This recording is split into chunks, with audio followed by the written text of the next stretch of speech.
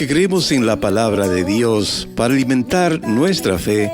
Aquí en María Evangelizadora Radio, un pedacito de cielo en tu hogar, presentamos Crece en tu fe con nuestro hermano Américo Tejada. Que nunca olvide tus palabras, que él lo crea, que no lo dude. Saludos en este glorioso día y bendiciones a los creyentes que escuchan María Evangelizadora Radio, que están sedientos de la palabra de Dios.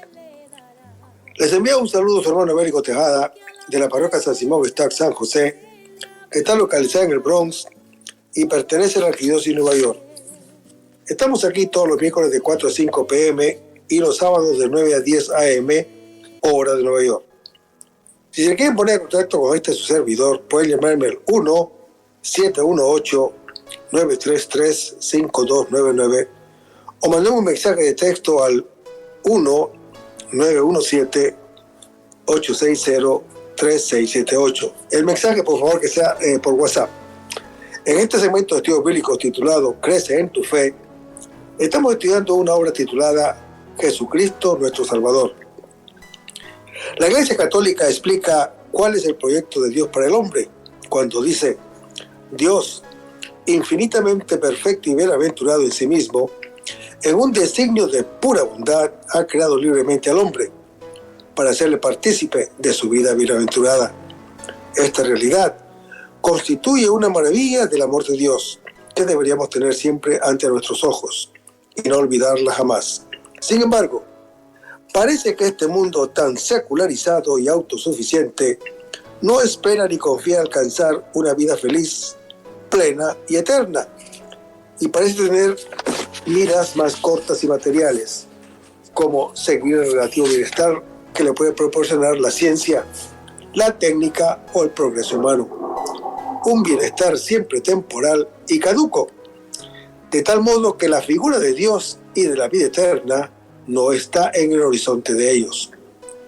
Pero la Santa Madre Iglesia nos dice que Jesucristo es el camino que Dios ha elegido para conseguir sus fines y superar todos los obstáculos. Él nos muestra aún más la maravilla de su amor misericordioso hacia nosotros. Con Jesús sí podemos alcanzar nuestro bien y felicidad para siempre. Estos estudios bíblicos pretenden facilitar un cierto conocimiento de la admirable riqueza y profundidad del misterio de Cristo. Vamos a comenzar este segmento de oración. Lo hacemos en nombre del Padre, del Hijo y del Espíritu Santo. Señor, que todo lo que hagamos este día inicie con tu bendición y termine con tu ayuda. Que todo lo que digamos este día sea motivado por tu amor e inspirado por tu gracia. Que nuestras obras de este día reciban tu inspiración y perduren en tu paz. Todas estas cosas, Padre Celestial, te la pedimos en el dulce y poderoso nombre de tu Hijo Jesús, que vive en la unión del Espíritu Santo, quien es Dios, por los siglos de los siglos. Amén. Los créditos de estudio público son dados al Padre Vicente Ferrer Barrientos, a la Biblia de Jerusalén y a la hermana Evelyn Morán y su ministerio de música. En el último segmento anterior, estamos hablando sobre Filipenses capítulo 2. Y decíamos que la expresión le exaltó no pretende significar que haya sido exaltada la naturaleza divina del verbo. Términos como humillado y exaltado se refieren únicamente a la dimensión humana de Cristo. Efectivamente, solo lo que es humilde es susceptible a ser ensalzado.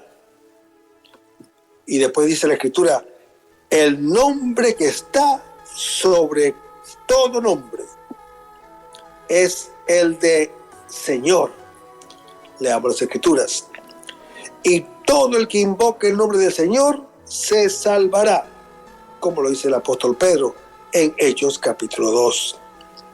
Hermanos, este es el título que Cristo consigue por su pasión y resurrección. Leamos las Escrituras. Así que ya vivamos, ya muramos, del Señor somos, porque Cristo murió y volvió a la vida para eso, para ser Señor de vivos y muertos, como está en Romanos capítulo 14. El nombre de Jesús, sin otra añadidura, evoca la figura humillada y paciente del siervo Yahvé del que hablas Isaías capítulo 53, que necesariamente nos trae a Jesús. Veamos las Escrituras. Llevamos siempre en nuestros cuerpos por todas partes la muerte de Jesús. Y a fin de que también la vida de Jesús se manifieste en nuestros cuerpos, como lo dice el apóstol Pablo en su segunda epístola a los Corintios, capítulo 4. Hermanos, la palabra Kyrios, que significa Señor, empleada por San Pablo en la conclusión, es utilizada por la antigua versión griega de la Biblia, llamada de los 70, para traducir del hebreo el nombre de Dios. De ahí que esa fórmula sea una proclamación de la divinidad de Jesucristo. Todo el universo, o sea, ese que bajó es el mismo que subió por encima de todos los cielos para llenar el universo. Nos dice el apóstol Pablo en su epístola a los Efesios, capítulo 4. Y todo Israel confesará la fe esencial. Veamos las Escrituras. Sepa pues con certeza todo Israel que Dios ha constituido Señor y Cristo, a ese Jesús a quien ustedes han crucificado, como lo dice el apóstol Pedro en Hechos capítulo 2. Son israelitas, de ellos es la adopción filial, la gloria, las alianzas, la legislación, el culto, las promesas y los patriarcas. De ellos también procede Cristo según la carne, el cual está por encima de todas las cosas. Dios bendito por los siglos de los siglos. Amén. Como lo dice el apóstol Pablo en su epístola a los Romanos, capítulo 9. Y sigue diciendo la Escritura, porque si confiesas con tu boca que Jesús es el Señor y crees en tu corazón que Dios lo resucitó de entre los muertos, serás salvo, como está en Romanos capítulo 10.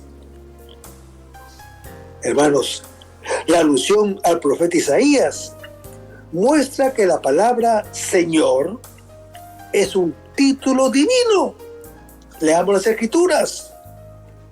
Yo juro por mi nombre, de mi boca sale palabra verdadera y no será vana, que ante mí se doblará toda rodilla y toda lengua jurará diciendo: solo en Yahvé hay victoria y fuerza, como lo dice el profeta Isaías en su capítulo 45. Y mereció para nosotros la gracia que nos justifica. Él ha sido el grano de trigo que cae en tierra y muere, y así produce mucho fruto, como está en Juan capítulo 12 versículo 24. Hermanos, la parábola del grano de trigo presenta un sentido claro de conexión con la muerte de Jesús. Es necesario que Él pase por la muerte para producir abundante fruto.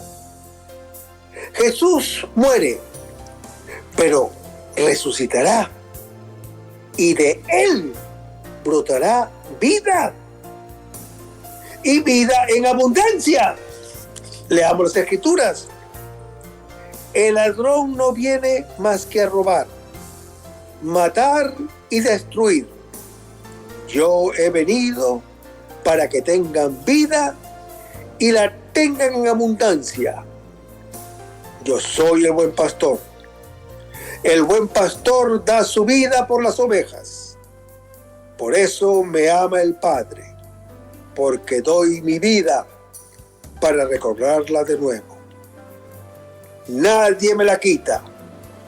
Yo la doy voluntariamente. Tengo poder para darla y poder para recobrarla de nuevo, como lo dice el Señor Jesús en Juan capítulo 10.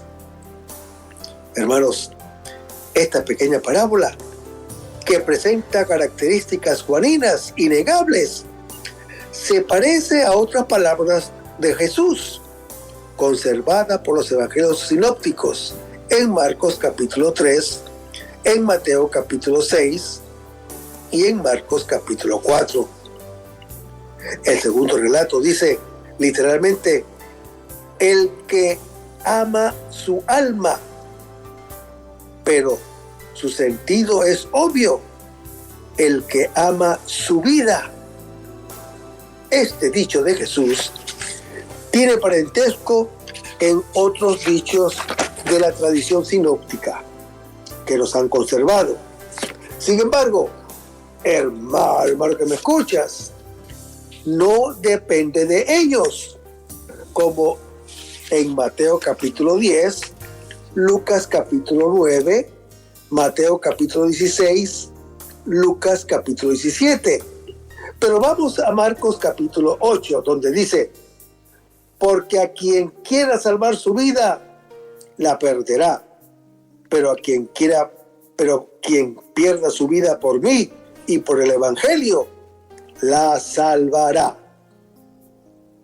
Su sentido, dado el contexto en que se encuentra, es el siguiente: Jesús morirá para que los hombres tengan vida, pero a su vez, cada uno de ellos tiene que morir para pasar a la vida eterna.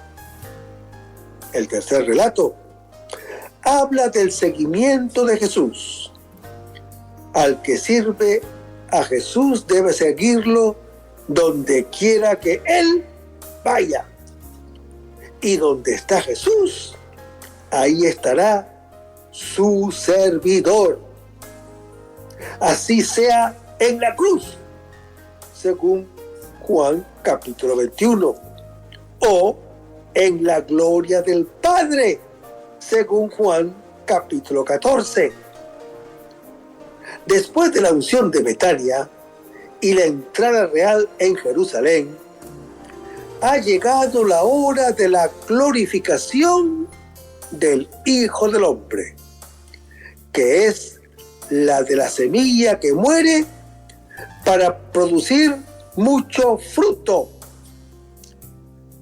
Si en los otros evangelios la semilla es la palabra de Dios, en Juan el propio Jesús es la semilla, porque Él es la palabra y su gloria queda asociado todo el que quiere seguirlo en su mismo camino.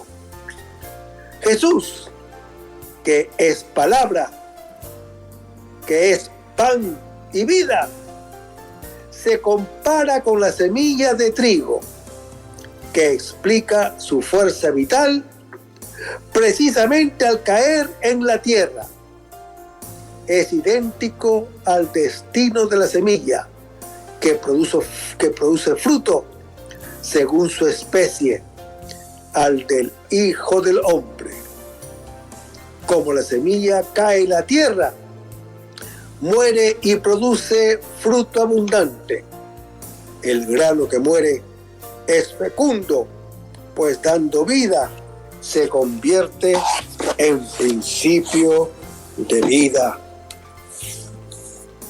Aunque el principio el mérito, que es el título para el premio, mira solo a la retribución de la persona que ha realizado una determinada obra. Sin embargo, la fe nos enseña que Cristo mereció la gracia para todos los hombres, pues a este fin estaba ordenada la encarnación del Verbo, y Él mereció para todos la gracia que quita el pecado, pues se ofreció por nosotros como cabeza nuestra, haciéndonos una sola cosa consigo mismo. La noción de satisfacción es otra noción que procede del ámbito jurídico y que consiste propiamente en la reparación de una falta u ofensa mediante la entrega de alguna compensación proporcionada. Pero aquí también, en relación a Dios, hemos de atender a la analogía del lenguaje y la empleamos para significar que, según el sapietismo y juristismo plan divino, el hombre, para librarse totalmente del pecado, debe poner algo de su parte. Y esto lo llamamos satisfacer, por la semejanza que tiene con lo que se acostumbra hacer entre los hombres para cancelar completamente una ofensa o una falta. Y, en concreto, hermano que me escuchas, ¿qué tiene que hacer el hombre para librarse completamente del pecado? Hermanos, para eliminar la culpa del pecado, el hombre debe arrepentirse con la gracia santificante y volver al amor de Dios. En cambio, para curar el desorden causado en el alma, Dios dispuso que los hombres sufriéramos algunas penalidades derivadas de ese pecado, no a modo de castigo, sino para que nos sirvieran de medicina para reparar las heridas causadas. Asumir libremente las penalidades derivadas del pecado es la satisfacción y el remedio que Dios ha previsto y que nos purifica y sana espiritualmente. Pero no todas las penas derivadas del pecado sirven para la restauración del hombre, sino solo las que afectan a bienes exteriores y que pueden servir para alcanzar los bienes espirituales. Concretamente, la satisfacción que Dios ha previsto y que sirve para reparar el desorden interior consiste sobre todo en aceptar y llevar voluntariamente algunas penalidades exteriores y especialmente la muerte como acto de sumisión y entrega a Dios y como renuncia a uno mismo y a la propia voluntad que nos apartó de Dios como manifestación de un espíritu contrito, de un corazón contrito y humillado, como está en el Salmo 51.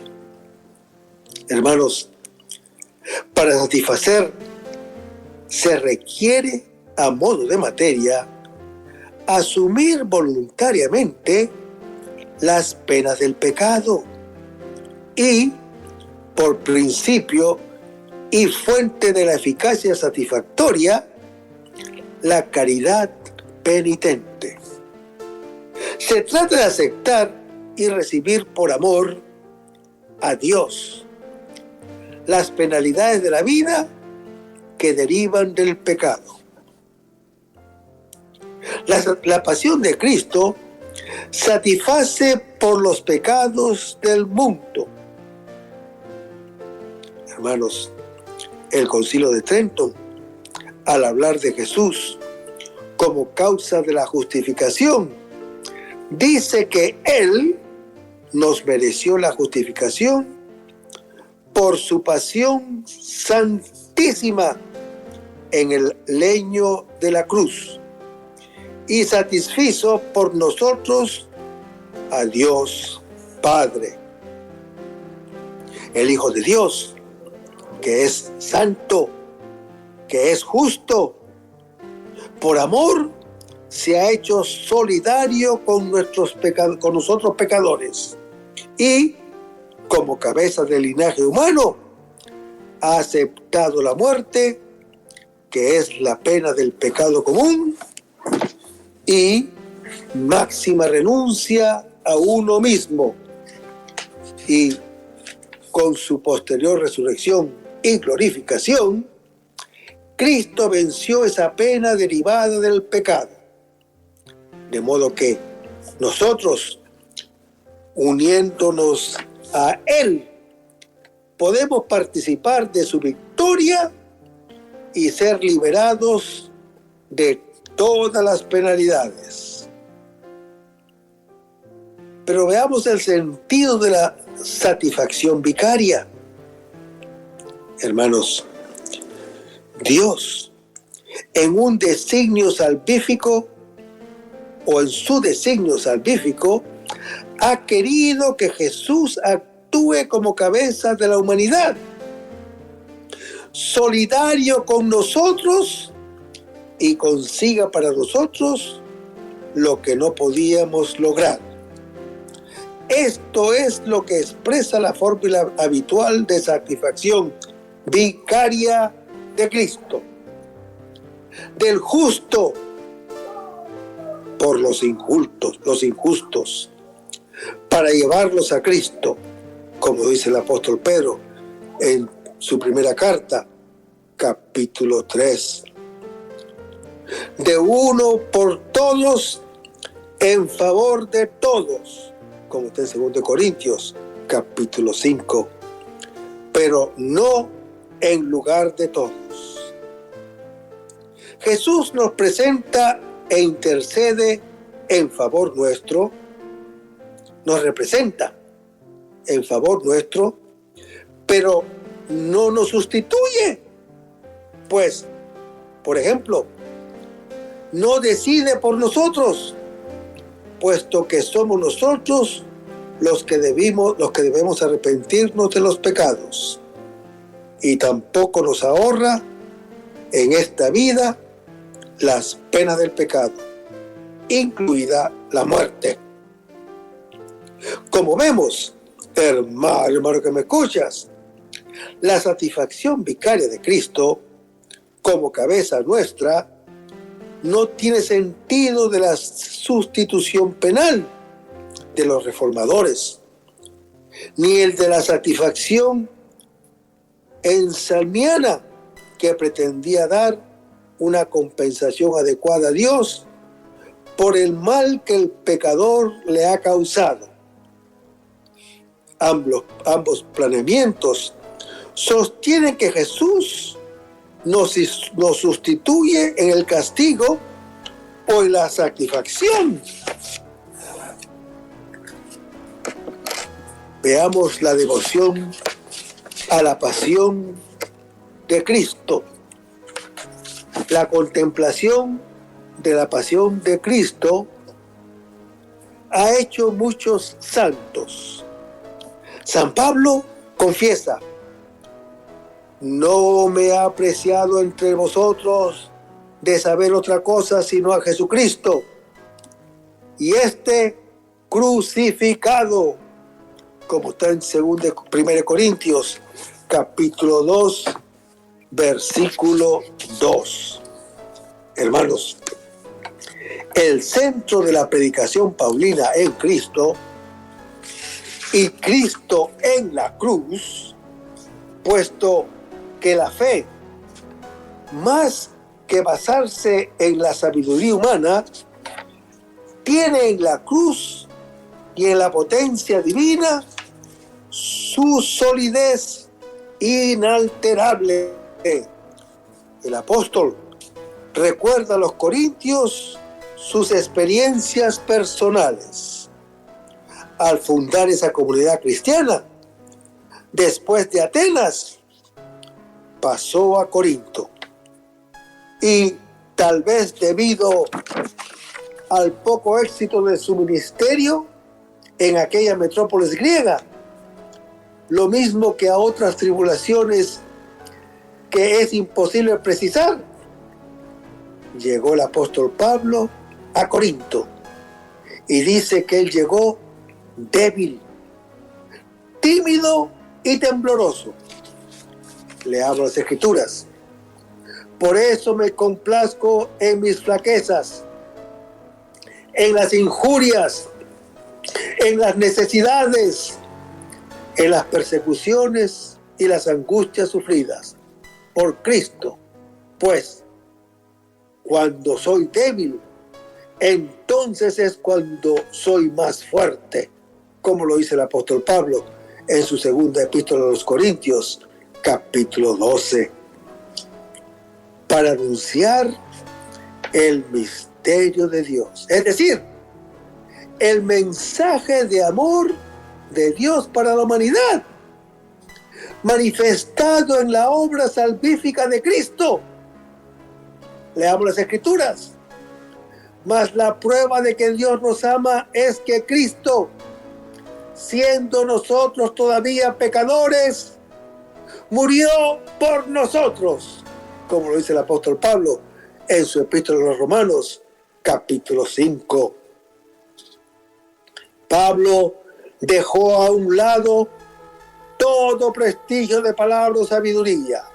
Vayamos a las Escrituras. Porque no me envió Cristo a bautizar, sino a predicar el Evangelio, y no con palabras sabias para no desvirtuar la cruz de Cristo, como lo dice en 1 Corintios capítulo 1. Y el apóstol Pablo no quiso saber nada más que a Jesucristo y crucificado. Ese fue el tema de la predicación primera.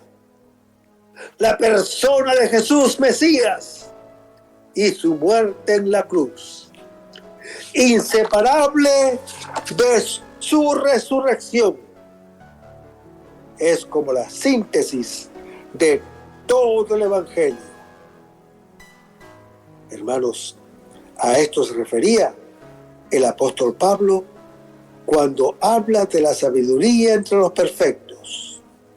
Más adelante, el verbo griego traducido por no quise incluye una actividad a la mente y a la voluntad. La fe, pues, de los corintios se fundó en la palabra de la cruz, que es una locura para los que se pierden, pero para los que se salvan, o sea, nosotros, es fuerza de Dios, como lo dice el apóstol Pablo en 1 Corintios capítulo 1. A su mensaje, el apóstol Pablo lo llama mi palabra y mi proclamación.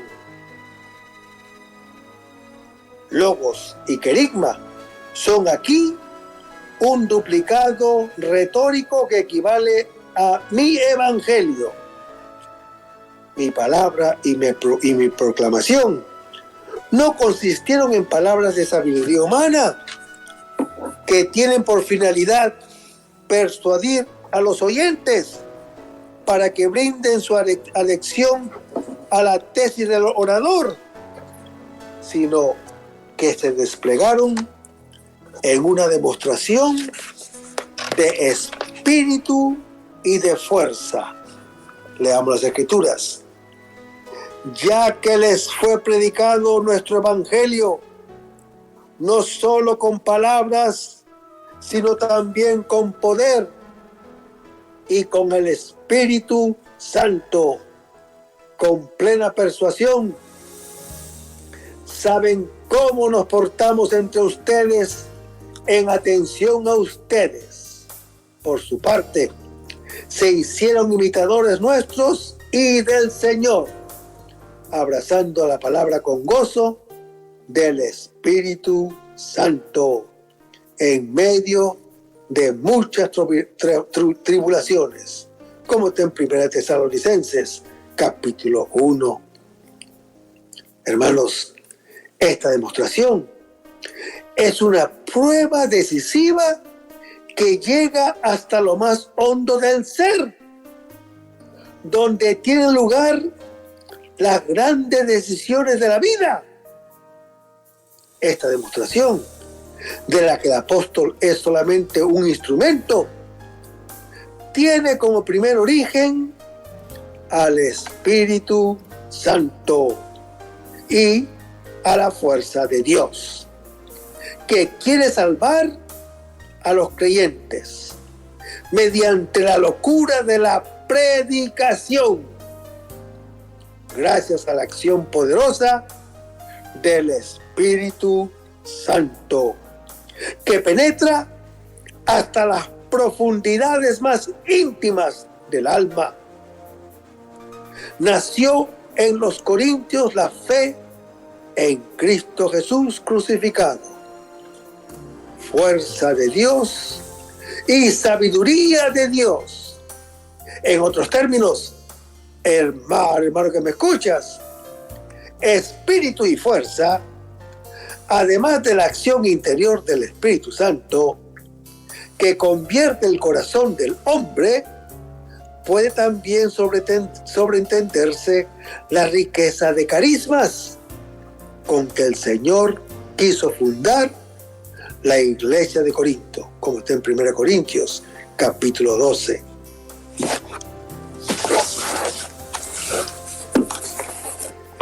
Así también nosotros debemos tener nuestro corazón puesto en Jesús, que nos ha amado antes, más y mejor. Para esto hemos de aunar la piedad con la doctrina. Hemos de meditar atentamente esos sucesos de modo que nos interpelen personalmente, sabiendo que Jesús, durante su vida y su pasión, nos tenía presentes y nos amaba. Por cada uno de nosotros se ofreció y sufrió esos padecimientos. Veamos las Escrituras. El Hijo de Dios me amó y se entregó a sí mismo por mí, como lo dice el apóstol Pablo en su epístola a los Gálatas, capítulo 2. De este modo, hermano que me escuchas, la contemplación de la pasión de Cristo nos mueve a amarle, ya que Él nos ha dado pruebas de la grandeza de su amor, cuando nos dice: nadie tiene amor mayor que el dar uno la vida por sus amigos, como nos lo dijo en Juan capítulo 15. Hermanos, el amor con amor se paga. Hemos de responderle con un sincero amor que se muestra con las obras.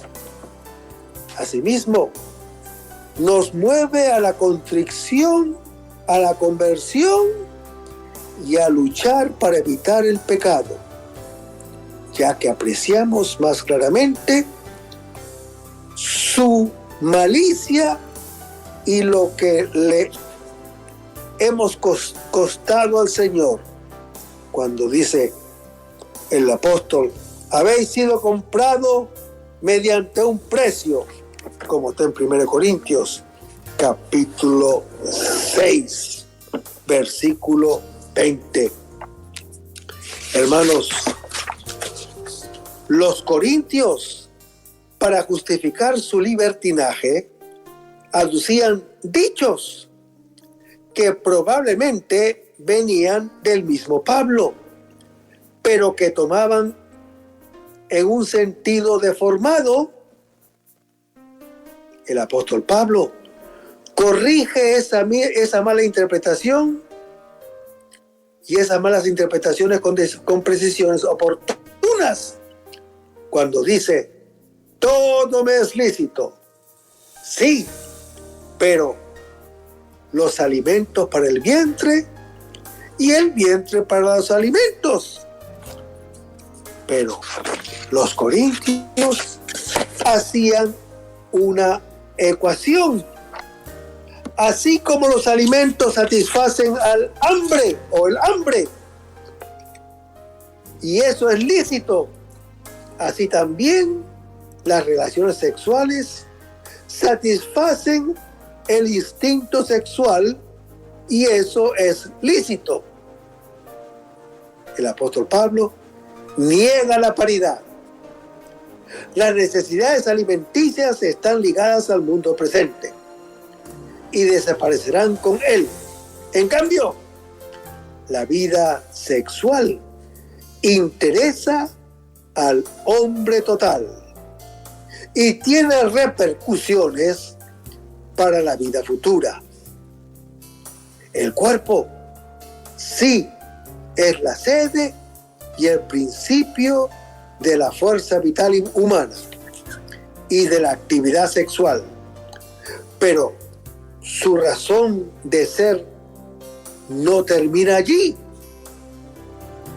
En un pasaje notable por sus alcances doctrinales, el apóstol Pablo expone los grandes motivos que deben impulsar al cristiano a conservar su cuerpo puro, evitando la fornicación. Leamos las Escrituras.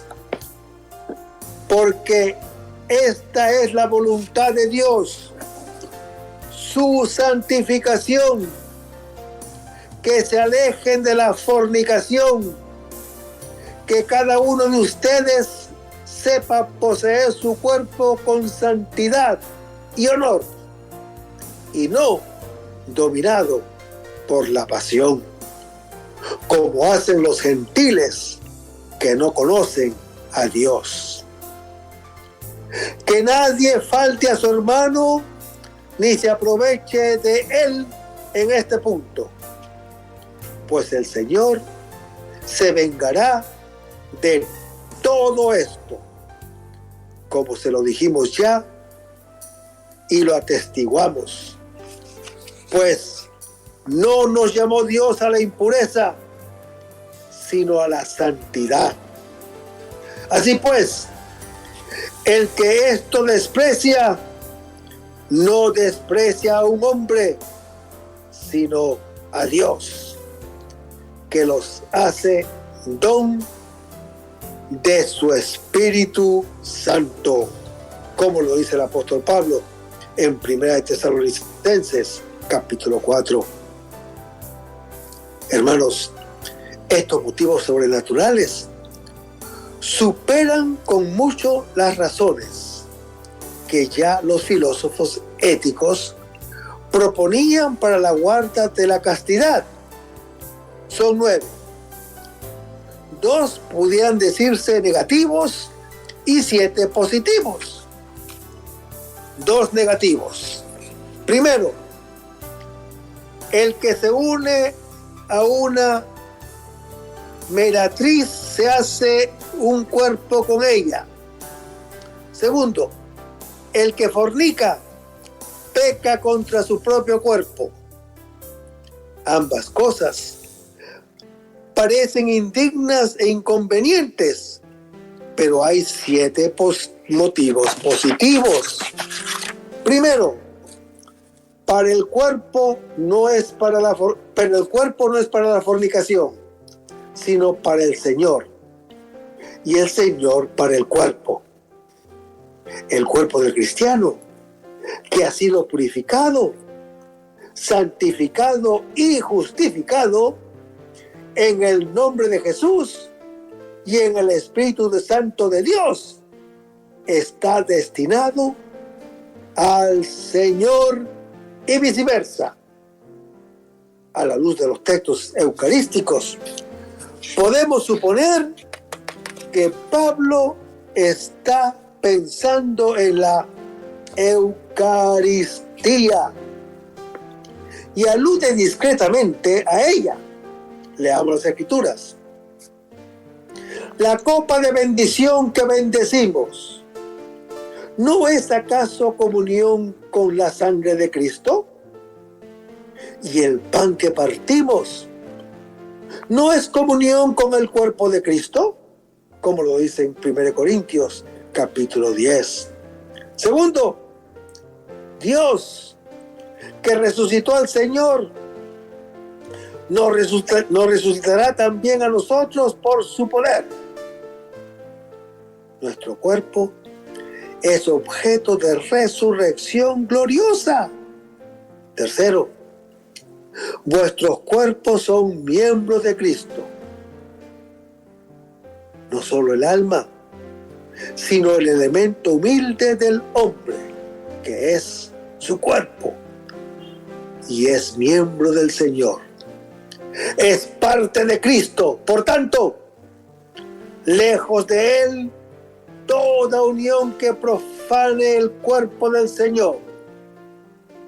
Cuarto, el que se une al Señor se hace uno solo en espíritu. El Señor Jesús, por su resurrección, ha sido establecido en un mundo espiritual, neumático. Pues bien, hermano que me escuchas, el hombre que se une al Señor penetra en este mundo espiritual, en el que está situado Cristo Jesús. Leamos las Escrituras. Así también, en la resurrección de los muertos, se siembra corrupción, resucita incorrupción. Se siembra vileza, resucita gloria. Se siembra debilidad, resucita fortaleza. Se siembra un cuerpo animal, resucita un cuerpo espiritual. Pues si hay un cuerpo animal, hay también un cuerpo espiritual. En efecto, así es como dice la Escritura: fue hecho el primer hombre, Adán, alma viviente. El último Adán, espíritu que da vida. Mas no es lo espiritual lo que primero aparece, sino lo animal. Luego, lo espiritual. El primer hombre, salido de la tierra, es terrestre. El segundo viene del cielo. Como el hombre terrestre, así son los hombres terrestres. Como el celeste, así serán los celestes. Y del mismo modo que hemos llevado la imagen del hombre terrestre, llevaremos también la imagen del celeste, como está en 1 Corintios capítulo 15. Quinto, ¿o acaso no sabéis que vuestro cuerpo es santuario del Espíritu Santo y que está en vosotros, que tenéis de parte de Dios y que no os pertenecéis. Hermanos, con la expresión ¿acaso no sabéis?, el apóstol Pablo no se cansa de referirse a las enseñanzas que él transmitió a los corintios desde el principio de la evangelización. Leamos las Escrituras. ¿No saben que los santos han de juzgar al mundo? ¿No saben que hemos de juzgar a los ángeles? ¿No saben acaso que los injustos no heredarán el reino de Dios? Como está en 1 Corintios, capítulo 6. ¿No saben que los ministros del culto viven de los dones del templo? ¿No saben que en las carreras del estadio todos corren, mas uno solo recibe el premio? Como está en 1 Corintios, capítulo 9. ¿No saben que sus cuerpos son miembros de Cristo? ¿O no saben que quien se une a la prostituta se hace un solo cuerpo con ella? Como está en 1 Corintios, capítulo 6. En la epístola 1 Corintios, capítulo 3, se decía que toda la comunidad cristiana era el santuario de Dios. Ahora se proclama que cada creyente, más aún el cuerpo del cristiano, es un santuario del Espíritu Santo. Hermanos, las expresiones del apóstol Pablo son enfáticas y muy ricas, que solo afirma que el cuerpo del fiel es un santuario propiedad del Espíritu Santo, sino que el Espíritu Santo habita dentro de él y que ese Espíritu es santo y por consiguiente consagra y santifica lo que posee, y que ese Espíritu Santo es también poseído por el cristiano como un don que le ha venido de parte de Dios, siendo pues un santuario de Dios. El cristiano no se pertenece a sí mismo, sino solamente pertenece a Dios. No tiene derecho de propiedad sobre su propio cuerpo para hacer de él lo que quiera, como tampoco el Espíritu Santo es suyo, ni tiene derecho de propiedad sobre el Espíritu Santo que lo habita. Un acto contra la castidad reviste la malicia de un sacrílego o de un sacrilegio contra un santuario de Dios.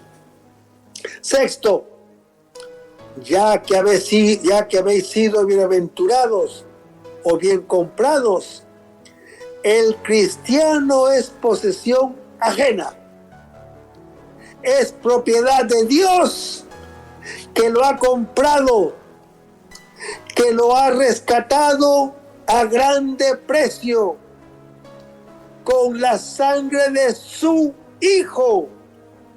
Leamos las Escrituras. Sabiendo que han sido rescatados de la conducta necia heredada de sus padres, no con algo caduco, oro o plata, sino con una sangre preciosa, como de cordero sin defecto y sin mancilla, Cristo, como está en 1 de Pedro, capítulo 1. Séptimo, glorificad pues a Dios en vuestro cuerpo. Hermanos, el apóstol Pablo concluye con una exhortación que es a la vez un motivo más para la guarda de la pureza total del cuerpo. Para el apóstol Pablo, no basta evitar todo pecado que profane el cuerpo, que es santuario del Espíritu Santo. Hay que ir mucho más allá, siendo que no nos pertenecemos a nosotros, sino a Dios. Usemos pues nuestro cuerpo para glorificar a Dios, ya que Él ha puesto en nosotros su Espíritu Santo. Hermanos, la pasión de Cristo nos mueve a seguirle e imitarle. Cristo padeció por nosotros, dándonos ejemplo para que sigáis sus huellas, como está en 1 de Pedro, capítulo 2, versículo 21.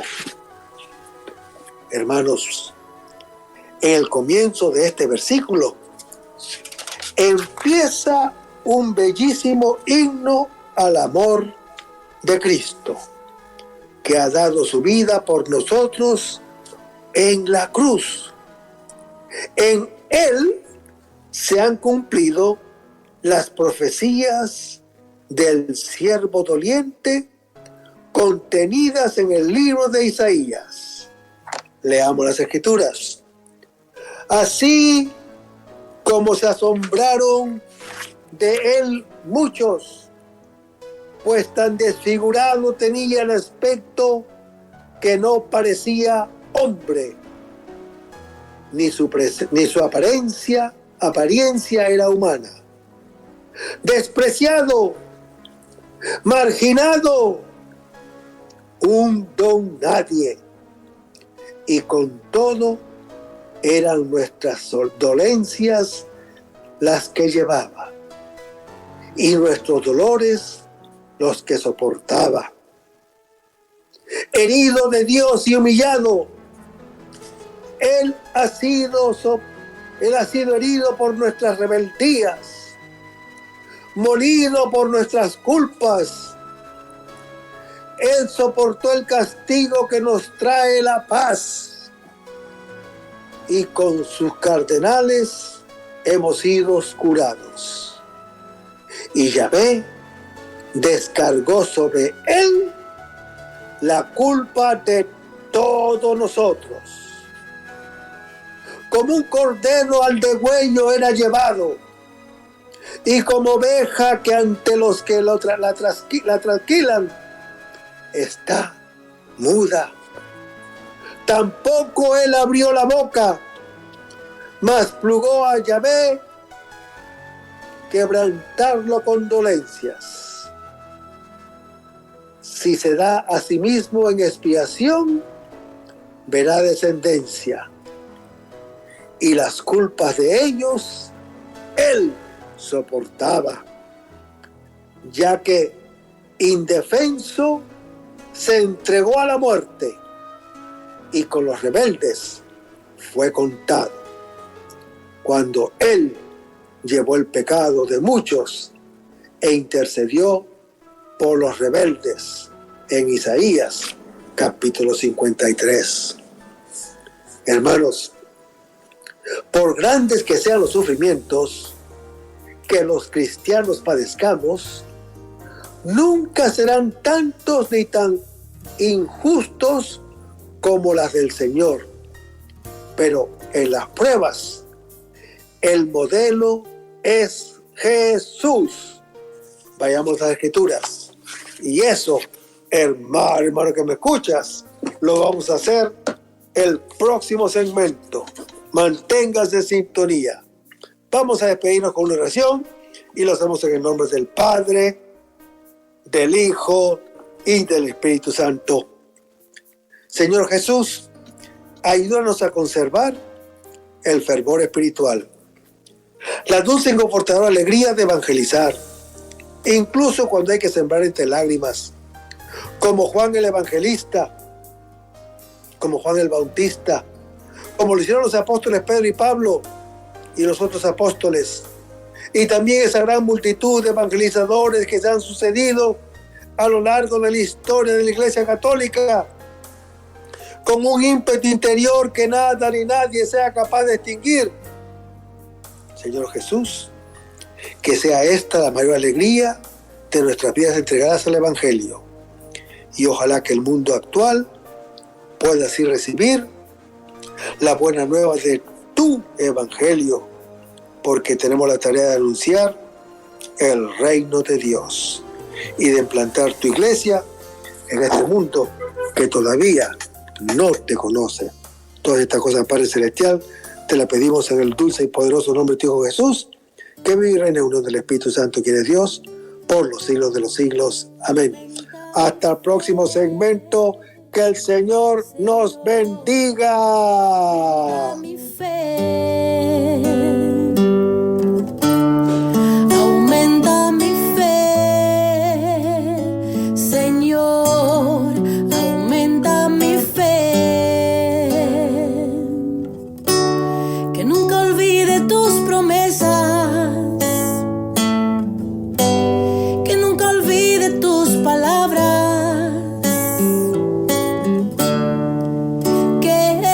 crea, que no lo dude jamás. Tu palabra me dice, todo el que pide se le dará. El que toque a la puerta se le abrirá. Todo es posible, todo es posible para ti, Señor. Aumenta mi fe, Señor, aumenta mi fe, aumenta mi fe, Señor, aumenta mi fe, aumenta mi fe, aumenta mi fe, aumenta mi fe, aumenta mi fe, aumenta mi fe, aumenta mi fe, aumenta mi fe, aumenta mi fe, Señor.